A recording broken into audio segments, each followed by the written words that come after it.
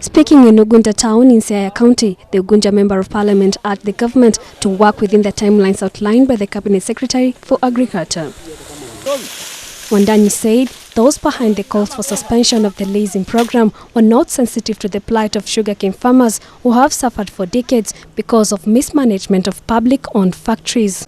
So my view is that let us work within those timelines and have these sugar mills leased out to those who have got the capacity to manage them for the benefit of themselves and our people.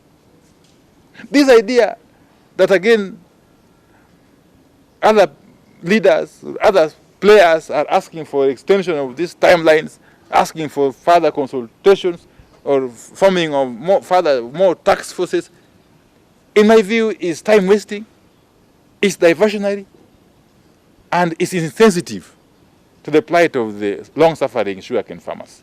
Wandayi said that leaders in the western part of the country that compromises Nyanza region have agitated for long for the revamping of the sugar subsector, and now that the government has come up with a good option, it was prudent that local leaders support it. If we really want to save our sugarcane farmers and our people and our economy in this region of Western Kenya generally, and I believe most of the leaders will agree with me, we have talked enough, we have consulted enough, we have discussed these issues enough, we have brought on board as many stakeholders as we could possibly have done.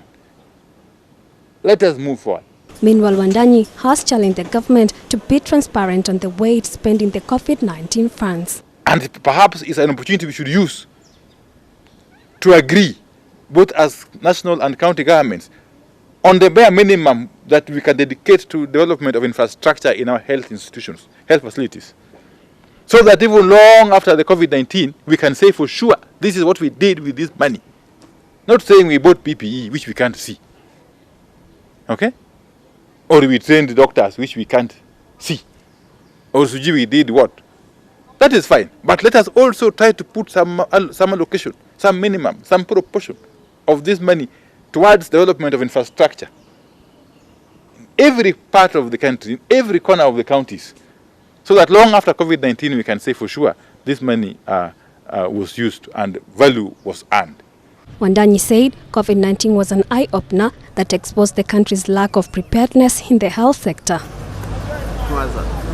He said those managing the COVID-19 funds were doing so on behalf of Kenyans and were therefore duty-bound to be transparent and open. Reporting for Ibru TV, I'm Dolly Wirigi.